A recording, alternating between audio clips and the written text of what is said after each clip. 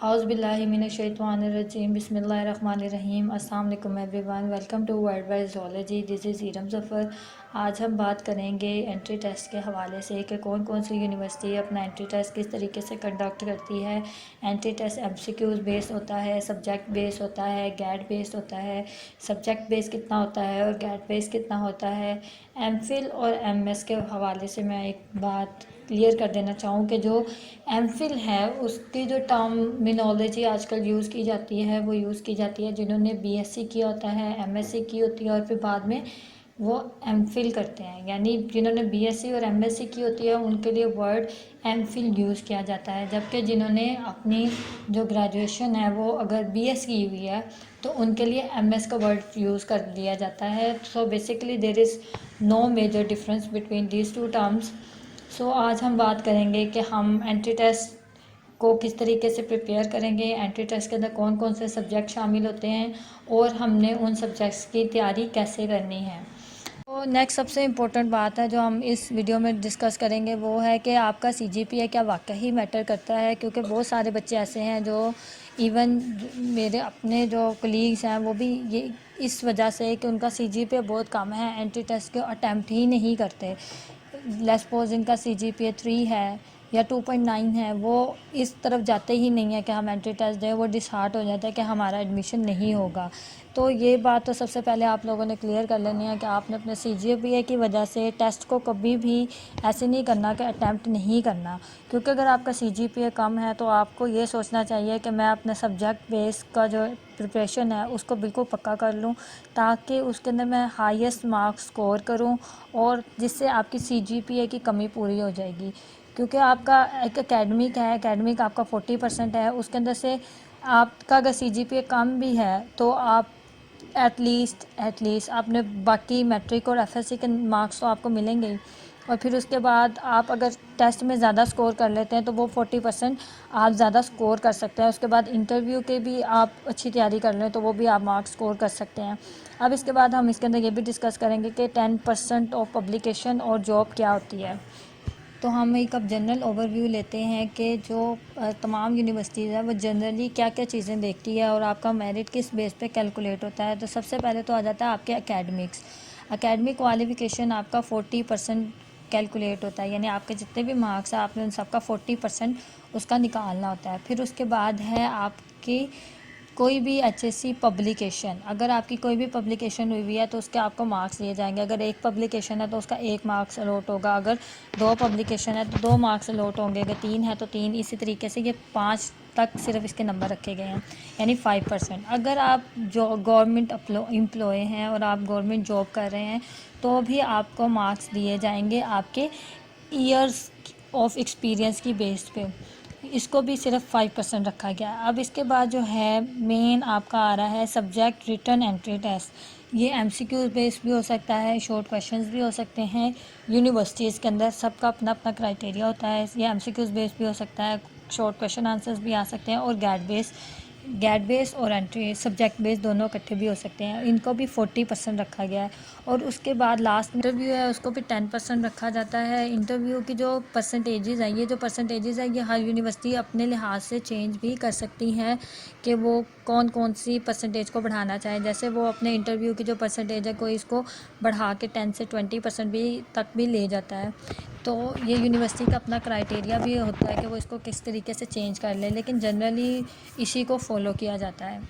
अब इसके बाद जो अगली बात है वो है आपने अपने मेरिट की कैलकुलेशन कैसे करनी है। यानी कि अगर अब हम देखते हैं कि हम एकेडमिक मार्क्स की कैलकुलेशन कैसे करेंगे। जो कि आपके 40 मार्क्स होते हैं, ये आपके सिक्योर्ड मार्क्स होते हैं 100 में से। जो मेरिट के 100 है उसके अंदर से ये आपके सिक्योर्ड मार्क्स होते हैं जो आपके एकेडमिक मार्क्स होते हैं। अब आपने एकेडमिक मार्क्स की कैलकुलेशन ऐसे करनी है कि जो आपका मैट्रिक के मार्क्स हैं यहाँ पे गिवन है कि अगर आपके इतने परसेंट मार्क्स होंगे तो आपके इतने परसेंट मार्क्स अलॉट होंगे। जैसा कि 45% मार्क्स होंगे तो आपको उसके 2 मार्क्स दिए जाएंगे। अगर 70% होंगे तो आपको उसके 8.5 मार्क्स दिए जाएंगे। अगर 80% से अबव होंगे तो आपको 10 मार्क्स पूरे अलॉट किए जाएंगे। अब एफ ए और एफ एस सी के भी 10 मार्क्स है, जिसके अंदर से अगर आपकी परसेंटेज जितनी होगी उस परसेंटेज के मुताबिक आपको मार्क्स दे दिए जाएंगे। फिर उसके बाद अगर आपकी बी एस सी है तो उसके अंदर भी परसेंटेज के लिहाज से आपके मार्क्स कैलकुलेट होंगे। अगर एम एस सी है तो उसके अंदर मार्क्स भी कैलकुलेट होंगे परसेंटेज के लिहाज से। सी जी पी ए का भी नीचे दिया हुआ है, जिन्होंने बी एस किया हुआ है या M A M S C C G P A base पे किया हुआ है, तो अगर उनका 2.5 सी जी पी होगा तो उनको 5 मार्क्स लोड किए जाएंगे। अगर आप 2.7 होगा तो 6, और इसी तरीके से अगर 3.8 है या 3 पॉइंट से अबव है तो उनको पूरे पूरे 10 मार्क्स दिए जाएंगे। लेकिन जिन्होंने बी एस किया होता है उनका जो सी जी पी है वो 20 मार्क्स पे काउंट होता है, क्योंकि बी एस पूरा 4 साल का होता है तो इसको 20 मार्क्स में से सी जी पी को मार्क्स दिए जाते हैं। अगर 2.5 सी जी पी होगा तो 10 मार्क्स अलॉट होंगे, अगर 3 है तो 15, 3.4 तो 17, और इसी तरीके से अगर 3.8 है या 3.8 से अबव है उसके पूरे पूरे 20 मार्क्स मिल जाएंगे। तो इसका मतलब है एम एस के लिए आपके मैट्रिक, एफ एस सी और बी एस के मार्क्स काउंट होंगे, जबकि जिन्होंने एम फिल के लिए अप्लाई करेंगे उनके marks matric, F S C, B S C और एम एस सी के मिला के काउंट होंगे। तो इस तरीके से आपके ये एकेडमिक मार्क्स हो जाएंगे, जो कि आप कैलकुलेट कर लेंगे, और ये आपके सिक्योर्ड मार्क्स होंगे 100 में से। अब इसके बाद जो इम्पोर्टेंट चीज़ है वो है टेस्ट वेटेज। अब टेस्ट जो होता है वो टोटल 100 मार्क्स का आता है, जिसके अंदर से आपको या तो कुछ यूनिवर्सिटीज़ के अंदर 50% पे आपको क्लियर करना होता है, कुछ में 60% पे क्लियर करना होता है। ये भी यूनिवर्सिटी अपने क्राइटेरिया के लिहाज से रखते हैं, लेकिन जनरली जो टेस्ट वेटेज होती है वो 40% होती है। पीयू इसी को फॉलो करता है। जैसे कि आपके 100% मार्क्स हैं, पीयू के अंदर लास्ट टाइम भी जो सब्जेक्ट बेस था वो 75% था, और गैट जो थी वो 25% थी। अब इसके बाद जो एकेडमिक वेटेज है वो आपने किस तरीके से निकालनी है। अगर आपने टेस्ट क्लियर कर लिया है, यानी जो अगर आपके 50 मार्क्स आ गए या 50 अबव मार्क्स आ गए हैं, या आपने 60% मार्क्स पे क्लियर करना है, या तो 60 आ गया या 60 से अबव आ गया, अब हम इसका 40% कैसे निकालेंगे। तो ये सिंपल तरीका यही है कि आपने जितने आपके मार्क्स टेस्ट के अंदर आए हैं, जैसा कि अगर आपके 100 में से 50 मार्क्स आ गया और आपने वो टेस्ट क्लियर कर लिया है, तो अब आप उसका 40% कैसे निकालेंगे। तो आपने उस 50 को डिवाइड करना है 100 से और मल्टीप्लाई कर देना है 40 से।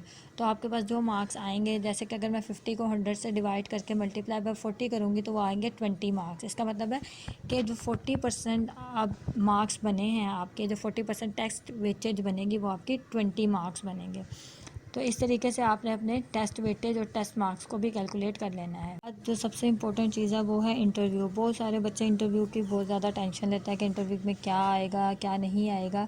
तो बेसिकली अगर आप ये देखना चाहें कि कौन सी यूनिवर्सिटी का इंटरव्यू किस बेस का होगा, तो आपने ये देखना है कि सबसे पहले आपने उसके टेस्ट को मद्देनज़र रखना है कि टेस्ट के अंदर उन्होंने सबसे ज़्यादा क्या पूछा था। डेवलपमेंट से था, माइक्रोबायोलॉजी से था, या फिर वो एवोल्यूशन में से था, या वाइल्ड लाइफ में से था। तो आपने उसके टेस्ट को मद्देनज़र रख के भी अपने इंटरव्यू को स्ट्रॉन्ग करना है, क्योंकि बाज़ का जो जिन सब्जेक्ट्स पे टेस्ट बनाता है उन्हीं सब्जेक्ट के टीचर्स भी इंटरव्यू लेते हैं, और वो तकरीबन एक पैनल होता है जिसमें 3-4 टीचर या 5 तक टीचर्स बैठे होते हैं, जो कि आपसे मुख्तलिफ़ क्वेश्चंस करते हैं मुख्तलिफ़ सब्जेक्ट के बेस पे। तो अगर आप ये जानना चाहेंगे कि इंटरव्यू किस बेस का होगा, तो आपने उसके टेस्ट की जो वेटेज थी या टेस्ट के अंदर कौन कौन से सब्जेक्ट को पूछा गया था उसको भी आपने मद्देनज़र रख के अपने इंटरव्यू की तैयारी करनी है।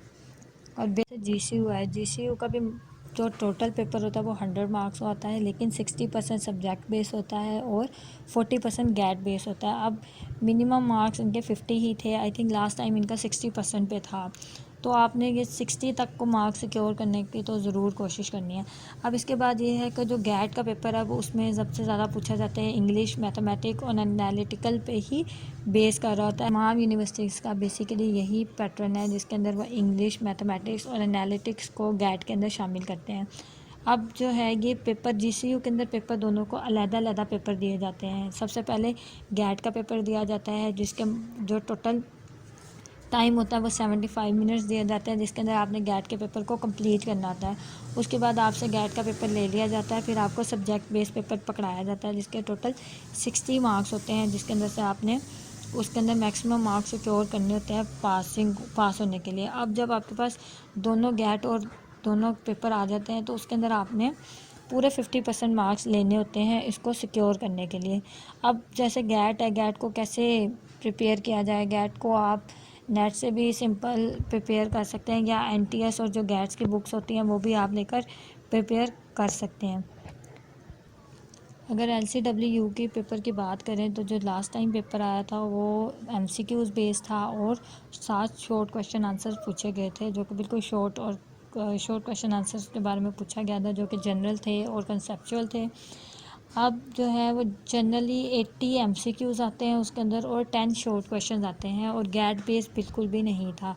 तो अब ये यूनिवर्सिटीज़ का अपना क्राइटेरिया होता है कि उन्होंने अपने टेस्ट को कैसे शेड्यूल करना होता है। अब इसके बाद जो MCQs थे वो ज़्यादातर मिलर हार्ले से पूछे गए थे, और जो शॉर्ट क्वेश्चन आंसर थे जनरल शॉर्ट क्वेश्चन, जैसे कि power house of the cell क्या होता है, सिस्टोलिक और डायस्टोलिक प्रेशर क्या होता है, ATP फॉर्मेशन रेस्पिरेशन के अंदर कितनी होती हैं, ग्लाइकोलिसिस ETC, इस तरीके से सब कुछ पूछा गया हुआ था। तो इसका मतलब है कि जो LCW का जो पैटर्न था वो 80 जनरल MCQs पे था और 10 शॉर्ट क्वेश्चन आंसर थे।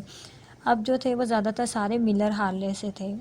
मिलर हार्ले से आपने ज़रूर प्रिपरेशन करनी है, क्योंकि ये आपको ज़ूलॉजी की पूरी बेसिक इंफॉर्मेशन प्रोवाइड करता है। अब ये बात तो होगी सारी जनरल यूनिवर्सिटीज़ के क्राइटेरिया के बारे में। तो अब आते हैं हम सब्जेक्ट्स की तरफ कि कौन कौन से सब्जेक्ट जो हैं वो सारे इम्पोर्टेंट होते हैं और आपने उनको फॉलो करना है, जिनकी अब जो सबसे ज़्यादा बच्चों को मुश्किल आती है वो ये आती है कि वो टेस्ट की तैयारी कैसे करें, कौन से सब्जेक्ट्स की तैयारी करें और कौन कौन से सब्जेक्ट पे ज़्यादा फोकस करें। तो जो मेनली जो सब्जेक्ट्स होते हैं जो सारी यूनिवर्सिटीज़ के अंदर तकरीबन जिनमें से ज़्यादा टेस्ट आ रहा होता है वो है biochemistry, cell and molecular biology, physiology, endocrinology, genetics, zoo geography, palaeontology, environmental biology, evolution and taxonomy, developmental biology और वाइल्ड लाइफ। अब जो ज़्यादातर फोकस किया जाता है वो जेनेटिक्स के ऊपर भी किया जाता है, सेल एंड मोलिकुलर पे भी किया जाता है, फिजियोलॉजी के अंदर से भी कुछ MCQs लिए जा रहे हैं, एवोल्यूशन से भी कुछ MCQs लिए जाते हैं और वाइल्ड लाइफ से भी और डेवलपमेंट से भी ज़्यादा MCQs लिए जाते हैं। इस तरीके से ये पूरा 100 नंबर का पेपर बनाया जाता है। अब आपने जो अगर मेजर फोकस इन सब्जेक्ट्स के ऊपर कर लिया तो you can pass each test of any university. तो अगर आप ये 9 सब्जेक्ट्स की मुकम्मल तैयारी कर लें तो आप किसी भी यूनिवर्सिटी का कोई भी टेस्ट जो है वो आराम से क्लियर कर सकते हैं। अब ये मसला ये आता है कि आप इन सब्जेक्ट्स को कहाँ से प्रिपेयर करें, इनकी आउटलाइन क्या होगी। तो एंड में इस वीडियो को एक जनरल आउटलाइन दी गई है सारे सब्जेक्ट्स की, लेकिन सबसे बेस्ट वे जो है वो ये है कि आप HEC की जो गाइडलाइन है उसको फॉलो करें, उसकी जो आउटलाइन है उसको फॉलो करें। अगर आपने वो वाली तमाम आउटलाइन इन सब्जेक्ट्स की अगर आपने उन सबको एक दफ़ा देख लिया, उन सबको एक दफ़ा पढ़ लिया और ज़हन नशीन कर लिया तो आप कोई भी टेस्ट को आसानी से क्लियर कर लेंगे। अब HEC की गाइडलाइन आपको कहाँ से मिलेगी, तो मैं उसका आपको लिंक डिस्क्रिप्शन के अंदर दे रही हूँ, आप वहाँ से उसको डाउनलोड कर सकते हैं और खोल के देख सकते हैं। अगर आपको एंट्री टेस्ट के हवाले से तमाम जो आपके सवालात हैं आपको समझ आ गए होंगे। अगर आपको अभी भी कोई बात समझ नहीं आई तो आप कमेंट सेक्शन के अंदर कमेंट करके मुझसे पूछ सकते हैं। अल्लाह हाफिज़। Please subscribe, share and like my channel.